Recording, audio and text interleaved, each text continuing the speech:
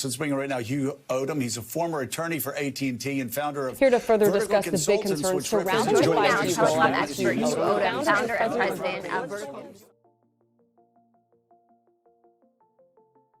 You know, the one thing that a cell tower company will never use to its disadvantage? Market rent. What do I mean? We were having a discussion with a cell tower company the other day, and they had made an offer to one of our clients that has an existing cell tower lease for a certain amount that they were saying is market rent in the area. My response was, well, do you go out to other property owners who have existing cell towers in this area, and if their rent is below that market rent that you're approaching us with, you say you're going to raise their rent to that amount? I said, no, definitely not. We make sure that they don't have that information.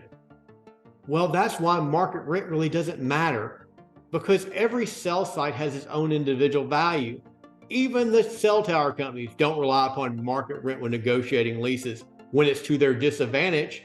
They understand the value of each particular cell site, and so should you. If you have questions regarding a cell tower agreement, contact us today. Get more money, get a better lease, get Vertical.